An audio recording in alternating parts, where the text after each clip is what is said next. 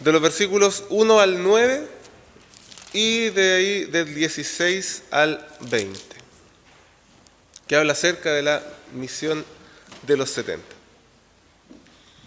Después de estas cosas, designó el Señor también a otros 70, a quienes envió de dos en dos delante de él a toda ciudad y lugar donde él había de ir. Y les decía: la mies a la verdad es mucha, mas los obreros pocos. Por tanto, rogad al Señor de la mies que envíe obreros a su mies. Id, he aquí yo os envío como corderos en medio de lobos.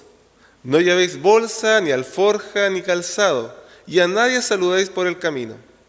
En cualquier casa donde entréis, primeramente decid: paz sea a esta casa. Y si hubiere ahí algún hijo de paz, vuestra paz reposará sobre él, y si no, se volverá a vosotros. Y posad en aquella misma casa, comiendo y bebiendo lo que os den, porque el obrero es digno de su salario. No os paséis de casa en casa. En cualquier ciudad donde entréis y os reciban, comed lo que os pongan delante, y sanad a los enfermos que en ella haya, y decidles: se ha acercado a vosotros el reino de Dios. Continúa en el versículo 16. El que a vosotros oye, a mí me oye, y el que a vosotros desecha, a mí me desecha, y el que me desecha a mí, desecha al que me envió. Volvieron los 70 con gozo, diciendo: Señor, aún los demonios se nos sujetan en tu nombre. Y les dijo: yo veía a Satanás caer del cielo como un rayo. He aquí, os doy potestad de hollar serpientes y escorpiones, y sobre toda fuerza del enemigo, y nada os dañará. Pero no os regocijéis de que los espíritus se os sujeten, sino regocijaos de que vuestros nombres están escritos en los cielos. Palabra del Señor. Padre Santo, a ti entregamos este momento de la exhortación de tu palabra, para que a través de ella tú hables a cada una de nuestras vidas, para que nuestros corazones sean fortalecidos y tu iglesia edificada. En el nombre de Jesús, amén. Tomen asiento, por favor. Estas palabras que aparecían, hermanos y hermanas, en el leccionario de hoy, fueron me confrontaron harto para saber cuál de los textos poder tomar, cuál de los textos considerar, y tratar de buscar esta línea para saber de qué manera enfocábamos la predicación en este día.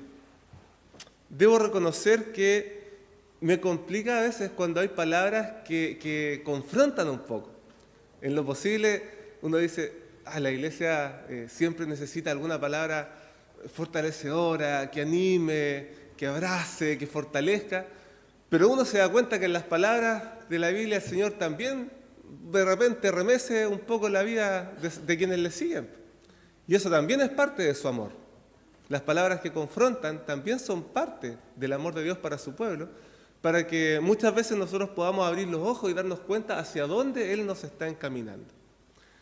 Y una de esas palabras es la que precisamente aparece en el Evangelio de Lucas. Si bien todos los textos están conectados de alguna forma, esta palabra de Lucas sobre la misión de los 70 fue una palabra que me golpeó bastante fuerte, y de alguna manera lo que he tratado de plasmar en estas palabras y en lo que vamos a establecer en este mensaje, confío en que esté alineado con lo que es la voluntad de Dios para nuestras vidas. No sé a cuántos les ha pasado, de quienes están aquí, que cuando quedó algo de comida, sobre todo esas comidas ricas, las guardamos en un pote y las ponemos en el refri para poderla comer después. Pero como a las 2 semanas nos acordamos que la habíamos puesto ahí. Y después vamos y sacamos ese pote cuando hay que limpiar el refri, y nos damos cuenta que en ese pote ya existe aldea, existe vida que se formó, ¿cierto? Y un olor que es característico de aquello que quedó guardado y de lo cual nos olvidamos. No sé a cuántos les ha pasado eso. Pero el tema es que muchas veces lo que guardamos y queda guardado por mucho tiempo sin utilizarse, pierde su capacidad de, en este caso, alimentar, pero también pierde su capacidad de haber tocado la vida, en este sentido, de otras personas. pensándolo desde un punto espiritual. Después del terremoto del 2010, visitando a algunas hermanas, me pasó en 2 oportunidades que un par de hermanas me mostraron algunas situaciones que les había sucedido. Muchos de nosotros en la casa con el terremoto se cayeron, ¿cierto?, la loza, cosas que guardábamos importantes, sobre todo temas de vidrio, cerámica, que se fueron al suelo y se perdieron. Una de estas hermanas a las que visité, en su hogar tenía ahí como en una repisa, 2 tacitas y un plato. Muy, muy bonita. Estaba la taza, el plato y otra tacita. Y muy llamativa, era muy linda, de colores muy vivos, de diseños muy cuidados. Y yo le pregunté, oye, ¿y esa loza tan linda? Porque a mí se me hacía como desconocida. Y ella me dijo, sí, esto es lo único que rescaté de una loza muy especial que yo tenía guardada. Pero me dijo, ¿sabes lo que más lamento? Lo que más lamento es que este era un juego completo que yo lo tenía ahí para utilizarlo en algún momento especial. Lo guardé y lo guardé, pero con mucho cuidado para que lo pudiera utilizar en un momento muy especial. Y el tema es que con el terremoto se vino todo abajo y esto es lo único que rescaté, me dijo ella. Y después ella hacía la reflexión y pensar, me dijo, que tuve tantos momentos especiales a lo largo de este tiempo y nunca lo usé. Y ahora esto es lo único que me queda de esa loza. Y es que claro, a veces sucede que por guardarlo tanto finalmente se perdió. Y el Señor en la palabra que nos trae a través de la misión de los 70 tiene un enfoque muy, muy relevante y es precisamente este sentido de que hay mucha mies, pero pocos obreros. Y no porque escasee en el sentido de que son pocos obreros en sí los que tengan la posibilidad de hacer algo, sino que quedan tan guardados estos obreros, dejan tan guardados su don, su posibilidad de participar, su posibilidad de ayudar, que finalmente se pierden. ¿Y se pierde en qué sentido? Se pierde en el sentido de que muchas personas estaban ahí esperando poder recibir una acción que finalmente nunca llegó. Por guardarlo tanto, se perdió. Entonces, esta forma en que les comparto estas vivencias tiene mucha relación con lo que este texto entonces nos va a guiar en lo que corresponde a la misión de los 70. Y este texto tiene 5 puntos en particular que a mí me llaman la atención y que no necesariamente para nuestra vida significa que nos vamos a enlazar en los 5 puntos. Puede que en nuestra vida, en nuestro día a día de la fe, tal vez nos sintamos identificados con alguno de ellos en particular. Sea como sea, esta es una palabra que busca atraer nuestra atención pensando precisamente en este enfoque. Mucha mies, pero pocos obreros. Si ustedes pusieron atención a los textos bíblicos que se leyeron anteriormente, el de Isaías hablaba, ¿cierto?, acerca de la consolación, de encontrar consolación, ¿cierto?, en el Señor. Y después Gálatas hablaba acerca de sobrellevar las cargas los unos a los otros, perdonándonos, sosteniéndonos, pero involucra el hecho de que hay personas que necesitan consuelo, que necesitan sentir que se los sobrellevan sus cargas, pero el Señor trata de utilizar a su pueblo, a nosotros, precisamente para poder dar consuelo y para ayudarnos a sobrellevar las cargas mutuamente. Y acá entonces este texto de Lucas nos va a guiar precisamente a eso, a abrir los ojos de cómo el Señor a nosotros nos quiere utilizar para llevar a cabo estas acciones. Entonces, si nosotros nos percatamos del texto de Lucas, el primer punto sería el siguiente. Jesús no envía a los expertos o a los que se creen expertos, ¿cierto?, para poder cumplir la tarea, sino a quienes tienen la disposición. Este es el primer punto. No envía a los expertos o a los que se creen expertos, sino a los corazones que tienen la disposición de trabajar para el Señor.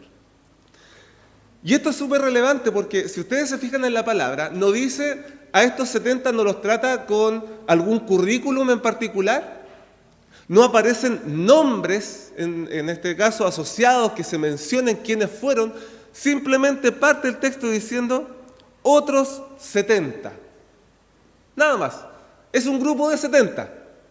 No se especifica quién, no se especifican nombres, nada, otros 70. Y pasa muchas veces que el Señor en su palabra da cuenta de que utiliza precisamente a aquellos que aparecen en escena, pero que no se les recalca cuál es su nombre, no se les presenta nada. Personas NN, que pasan casi desapercibidas, pero que tienen implicancias en la historia que son tremendas. Por ejemplo, solo recordando un ejemplo del Antiguo Testamento, si se acuerdan de Naamán, el general del ejército de Siria, esa historia que aparece en el Antiguo Testamento, si se acuerdan, él tenía una enfermedad que era la lepra. Él era de Siria, en términos judíos era un gentil, ¿ya? No pertenecía a la nación. Y sin embargo, él tenía lepra. ¿De qué manera fue que Naamán logró entrar en escena para llegar a un profeta de Israel para que orara, ¿cierto?, a favor de él? ¿Cómo entró en escena? ¿Cómo logró llegar este general a esta escena donde se encuentra con el profeta? Todo partió por una sierva, por una esclava, que no se menciona su nombre, pero que le dice a la mujer de Naamán, ¿sabe qué? Allá en Israel hay un profeta que puede orar por él. Y que a través de su oración puede curar a mi Señor, puede curar a Naamán. Esa sierva, con esa palabra, logró transformar la historia en ese momento. Y Naamán partió, obedeciendo a esta voz. Cuando llega allá, si ustedes recuerdan esa historia, dice que se presenta ante el profeta, y el profeta, ¿qué le dice? Bueno, anda y lávate 7 veces en el Jordán. ¿Y qué hace Naamán? ¿Cierto? Muy obediente, dice, claro, no, yo me voy a ir a sumergir al tiro. ¿Dice eso? No, Naamán se enoja. ¿Y qué dice? Yo allá, en mis tierras, tengo ríos que son mucho mejores que este Jordán. Yo pensaba, dice Naamán, que este profeta iba a salir, iba a extender sus manos, iba a orar en el nombre de Dios y prácticamente de forma milagrosa se iba a abrir el cielo, la mano del Señor lo iba a tocar en la forma como él debería ser tocado porque era un general del ejército y de esa forma sanarme. Pero viene este profeta, dice Naamán, y me dice, anda y sumérgete 7 veces. No, esto no es para mí. Y se fue. Y cuando se iba, ¿qué sucedió? Un criado, su criado, nuevamente sin nombre, le dice, Señor, pero ¿y si te hubiera pedido otra cosa más magnífica, acaso no lo hubieras hecho? ¿Por qué no le haces caso y te sumerges las 7 veces? Y Naamán escucha la voz de ese siervo del cual no aparece su nombre, pero decide hacerle caso, vuelve, se lava las 7 veces y finalmente queda limpio de su lepra. De este solo ejemplo nos damos cuenta cómo en la palabra aparecen personas que transforman la vida de otros solamente porque tuvieron la disposición de hacerse parte de ese momento. La disposición de compartir una palabra, la disposición de acercarse, la disposición de bendecir. Y aunque no se dice quiénes eran por nombre, sí su figura quedó plasmada para mostrar que en las manos de personas comunes y corrientes está la posibilidad de bendecir grandemente la vida de otros que están alrededor. Así sucedió con el niño, con los panes y los peces, que no se dice su nombre, y sin embargo a través de él una bendición tremenda. Así también se rescata a la viuda que entregó las 2 monedas, etc. Los 70 eran los otros 70. ¿Pero qué tuvieron en común? Que tuvieron la disposición de trabajar por el Señor. Esta primera parte es precisamente el primer punto de lo que hemos estado hablando. Dios no envía a los expertos, no envía a los que tienen el mejor currículum, a los que se creen ser más, sino a aquellos que dicen, Señor, yo voy. Yo colaboro con la extensión de tu reino. Y ahí el Señor los toma y los envía. Así como a nosotros, a los que tengamos también esa disposición. Basta que le digamos, heme aquí, y el Señor se encarga del resto. El segundo punto que tenemos es que la misión es en comunidad y no solitaria. ¿Cómo envió a estos discípulos, cierto, a estos 70? ¿De qué manera los envió a cumplir la tarea? De 2 en 2. Y esto ya es llamativo en medio de su palabra. ¿Por qué de 2 en 2? ¿Por qué lo hace Jesús así, de 2 en 2? Cuando nosotros pensamos en la palabra, el Señor evita el individualismo. Él sabe que nos vamos a necesitar para apoyar mutuamente, como lo decían en las otras palabras, para consolarnos mutuamente, como decía en Isaías, para sobrellevar las cargas unos con otros, como lo decía Gálatas. Sabe que nos vamos a necesitar unos a otros. Por lo tanto, lo que hace este sentido es enviar de 2 en 2. Muchas veces la tarea en medio de la iglesia comienza a recaer en una sola persona. ¿Se han fijado? Una persona que las hace de todo. Como en el circo, ¿cómo se llama el circo? Chamor. Y la vemos que está aquí, que está acá, que colabora aquí, que colabora allá. Es tremendo. Y esas personas deciden hacerlo porque realmente quieren hacerlo, porque quieren servir al Señor. Pero igual es desgastante. Por lo tanto, se necesita de personas que acompañen en la tarea de lo que se quiere hacer, de lo que se necesita hacer para que el reino del Señor siga avanzando.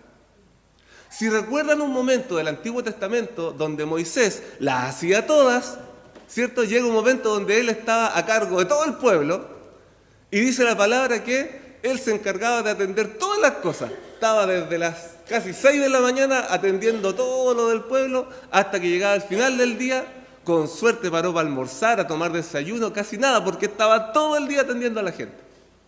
Y un día recibe la visita de su suegro, de Jetro. Y Jetro llega allá y ve que Moisés está ahí atendiendo todo lo que sucede en medio del pueblo.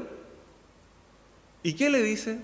Si recuerdan este pasaje, Jetro le dice, ¿qué estás haciendo? O sea, está bien, eres el líder, estás sirviendo al Señor. Dios te puso en un cargo en el cual tú tienes que responsabilizarte por las cosas que tienes que hacer. Pero no puedes hacer esto solo. Te vas a desgastar tú, le dice Jetro. Y al final te va a influir en la manera en que tú desarrollas tu tarea y no vas a poder cumplir en la forma como tu pueblo lo necesita. Te vas a cansar. Esto te va a sobrepasar. ¿Y qué le dice entonces? Designa a personas que te ayuden a administrar y que te ayuden a atender las situaciones del pueblo. Y así las cosas principales las llevas a cabo tú. Pero esas otras situaciones, esas otras tareas, las pueden ver estas otras personas a las que tú elijas. Y eso te va a liberar y eso te va a dar también descanso para que puedas seguir al frente de esta difícil tarea que Dios te encomendó. En el fondo, ¿por qué les presento esto? Porque el Señor sabe que no todo lo podemos hacer nosotros solos, y menos en medio de la iglesia. Nos necesitamos unos a otros. Y ahí está la disposición que yo tengo que tener para acompañar en la tarea a alguien a quien el Señor le ha encomendado alguna labor. Porque dentro de la iglesia yo estoy llamado muchas veces para poder guiar alguna tarea, pero si no estoy en el cargo, también tengo un llamado, que es apoyar, que es sostener, que es orar, que es estar ahí, para que los brazos de mi hermano no terminen desfalleciendo. Por lo tanto, este segundo punto es, la misión siempre es en comunidad, no solitaria. Nos necesitamos unos a otros dentro de la tarea que el Señor nos dejó aquí en medio de su pueblo. Tercer punto. Este es el eje central del texto. Mucha mies y pocos obreros. Mucha mies y pocos obreros. Esta parte mucha que es complicada, hermanos, hermanas. La mies, cuando se hablaba ya, ¿cierto?, se refería como a un conjunto de cereales, que sea trigo, cebada, por ejemplo, y hacía la referencia a que estaban listos para ser cosechados. O sea, campos pero extendidos. ¿Qué es lo que se necesita? Imagínense, mandamos a uno solo a cosechar. No es el problema, fíjense, no es el problema de que no estén los elementos para ser cosechados. No es que no esté el fruto que está ahí para poder cosecharlo. Son la cantidad de manos disponibles para poder ir a cosechar. Si yo voy solo a ese campo, obviamente no voy a dar abasto para recoger todo lo que está disponible.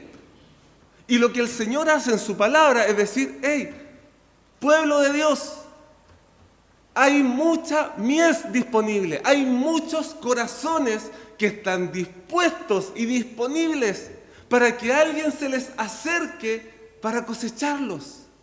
Alguien que se acerque para tomar esa vida y atraerla ante el Señor. Eso está listo. Por lo tanto, ¿qué es lo que está faltando? Que alguien diga, yo voy. Yo también participo. Yo soy una mano más que va a ayudar a cosechar esas vidas para que se acerquen a la presencia del Señor. ¿Hay mies aquí en la iglesia? ¿Hay mies en medio de estas bancas? ¿Hay mies en familias que están a nuestro alrededor?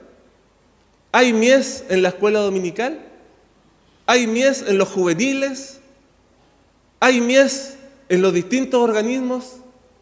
¿Hay mies un domingo, un simple domingo donde nos acercamos a este lugar? Hay mucha, hermanos, en distintas áreas.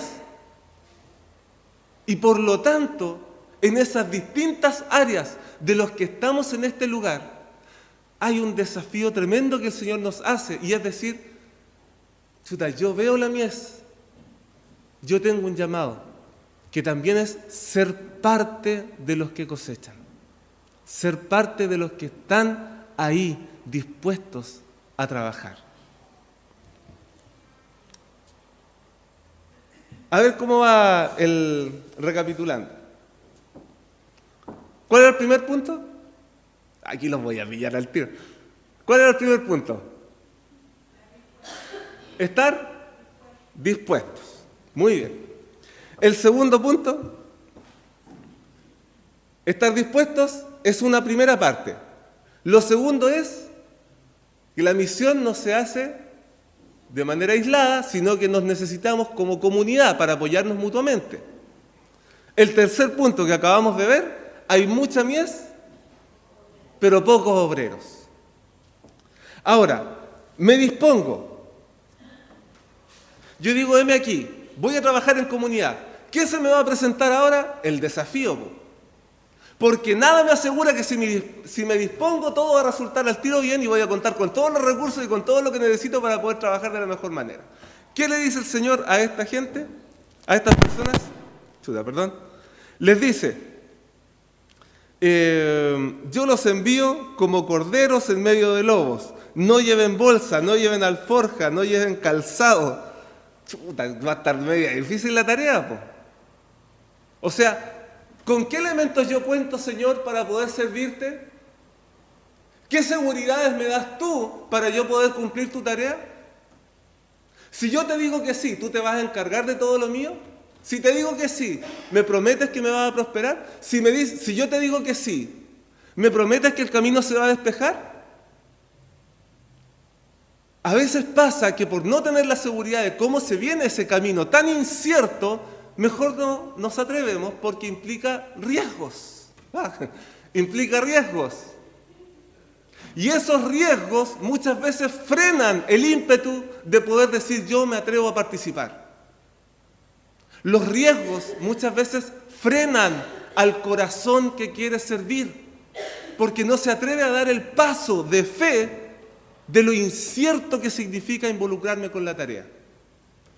A veces, por ejemplo, en la escuela dominical sucede que yo a lo mejor podría hacer un gran aporte como profesor de escuela dominical, pero no me atrevo porque no sé cómo lidiar con los niños, no sé cómo habría que hacer esto, tendría que ir el domingo en la mañana. Empiezan muchos riesgos, muchos factores alrededor. Pero hemos conocido, hermanos, hermanas, en lo personal, conozco una muy linda hermana en una iglesia en la que me tocó pastorear en un momento. Tenía ella 70 años y dije, ¿y yo qué voy a hacer tomando la clase de los chiquititos, de niños de entre 5 y 10 años? ¿Qué voy a hacer? Pero en un culto ella dijo, heme aquí, ya, yo me voy a decidir, para este año voy a trabajar. Y se lanzó. Nunca había sido profesora, nunca había tenido la oportunidad de trabajar con niños, y finalmente, al final de ese año, era su clase la más numerosa de la escuela dominical. Y los niños la adoraban, y ella sintió que ahí tenía un espacio para entregar de sus dones. Pero se enfrentó al riesgo que eso significaba, a los desafíos que significaban, pero se atrevió a decir, amén, heme aquí. Y esa presencia significó la diferencia en la vida de todos esos niños que se empezaron a acercar.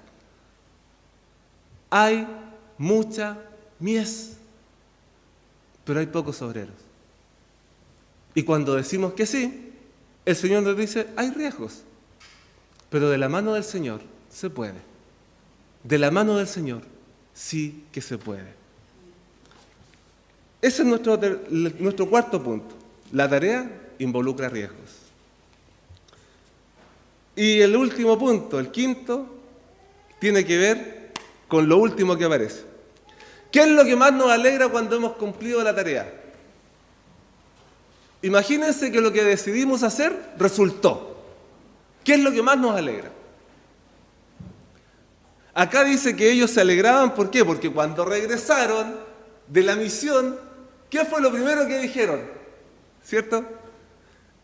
Una de las palabras dice, con mucho gozo, aún los demonios se sujetaban. Y otros decían, yo vi a Satanás caer del cielo como un rayo. O sea, esa experiencia espiritual era para dejar vuelto loco a cualquiera. Y para que esa experiencia me acompañe y para poder seguir diciendo esa misma experiencia con el paso de los años. Yo todavía me acuerdo cuando esa vez oré y vi cómo el Señor hizo que Satanás cayera al suelo. Pero el Señor trata de trabajar esto de una manera diferente. Y le dice, está bien, es importante, pero no se olviden de lo principal. El regocijo debe estar en la identidad con Cristo. El principal regocijo es saber que mi nombre está escrito en el libro de la vida. Y esto es crucial para entender todos los puntos anteriores, queridos hermanos y hermanas. Porque yo no digo amén, no digo heme aquí, para recibir algo a cambio, para ver, para enorgullecerme, para que me admiren, para sacar en el rostro de otros lo que yo he hecho. Esto tiene que ver con que yo trabajo para el Señor en agradecimiento porque mi nombre está escrito en el libro de la vida. En respuesta a lo que el Señor hace por mí, en respuesta a que mi nombre está considerado en los cielos, en respuesta yo digo amén y me involucro con esos obreros que dicen heme aquí para ir a cosechar esa mies abundante que está a nuestro alrededor. ¿Me siguen la idea?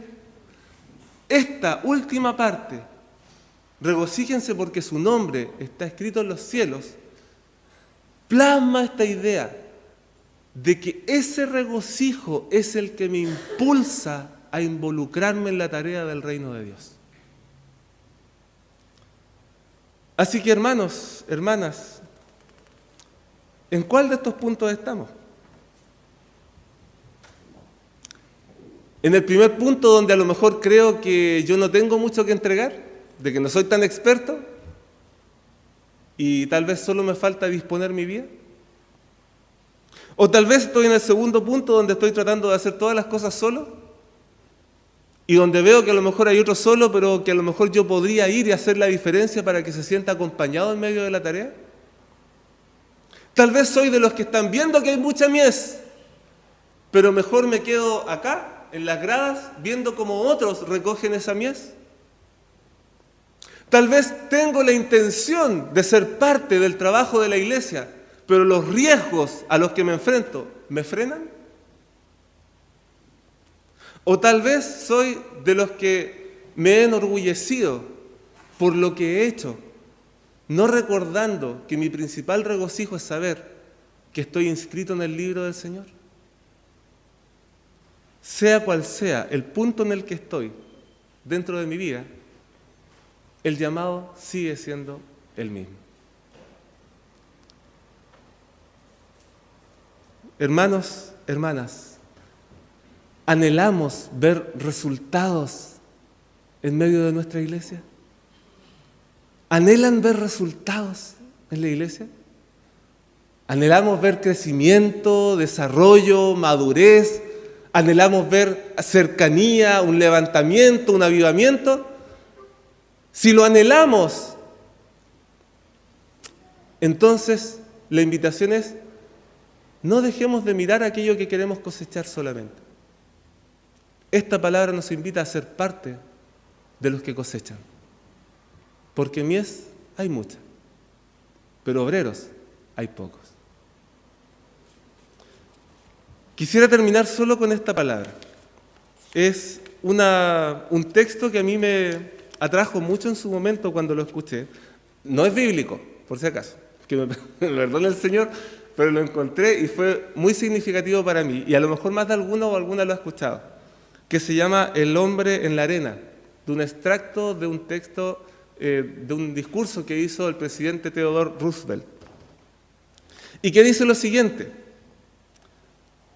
no es el crítico quien cuenta, ni el que señala con el dedo al hombre fuerte cuando tropieza, o el que indica en qué cuestiones quien hace las cosas podría haberlas hecho mejor. El mérito recae exclusivamente en aquel que se halla en la arena, aquel cuyo rostro está manchado de polvo, de sudor y de sangre, el que lucha con valentía, el que se equivoca y falla el golpe una y otra vez, porque no hay esfuerzo sin error y sin limitaciones. El que cuenta es el que de hecho lucha por llevar a cabo las acciones, el que conoce los grandes entusiasmos, las grandes devociones, el que agota sus fuerzas en defensa de una causa noble, y el que, si tiene suerte, saborea el triunfo de los grandes logros, y si no la tiene y falla, fracasa al menos atreviéndose al mayor riesgo, de modo que nunca ocupará el lugar reservado a esas almas frías y tímidas que ignoran tanto la victoria como la derrota. Jesús no está buscando críticos desde las gradas, sino personas que se atrevan a luchar en la arena de la vida. Entre éxitos y fracasos, que esos van a ser parte de la labor para el reino del Señor. Pero sabiendo que lo intentamos para poder ser un aporte en medio de la extensión de ese reino. Sabiendo que lo intentamos para que ese reino se extienda.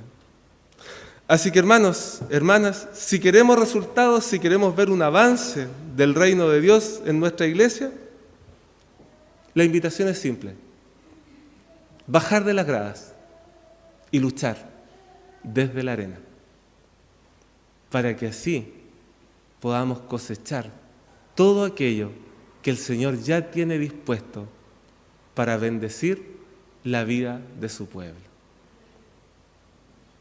¿Quién se va a animar a poder decir: Señor, heme aquí?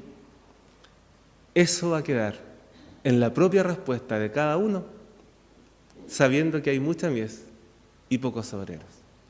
Les invito a que tengamos un momento de oración. Amado Padre Celestial, en medio de tu palabra para tu pueblo, Tú nos traes distintos énfasis cada domingo. A veces nos llevas a palabras que nos fortalecen, palabras que nos curan, palabras que nos abrazan, pero también palabras que nos confrontan. Y en medio de cada énfasis de tus palabras te damos las gracias porque reconocemos que tú de alguna u otra forma quieres hablar a nuestras vidas. Aquí estamos, Señor, en medio de este pueblo, en medio de esta iglesia, y te pedimos que nuestros corazones sean, Señor, llenos de la presencia tuya y nuestro impulso sea avivado, Espíritu Santo, por ti, para que así nos levantemos y seamos fieles colaboradores en bien de la extensión de tu reino en este lugar. Ayúdanos, Señor, a hacer ese aporte que tú quieres que seamos en este lugar. Y que de alguna forma, Señor, en medio del desafío que esto significa para nuestra vida, junto a ti podamos decir, heme aquí, envíame a mí. Derrama tu bendición sobre tu pueblo en esta hora y ayúdanos a saber que nuestro llamado es tanto personal como comunitario, entendiendo de que tú tienes corazones que están listos y dispuestos, disponibles para poder llegar a ellos, y que tal vez lo único que falta es que yo te diga a ti, amén, Señor, yo voy a trabajar para ti. Estamos en tus manos. Derrama tu bendición sobre nuestras vidas en esta hora y gracias por hablarnos a nuestros corazones. En el nombre de Jesús, amén.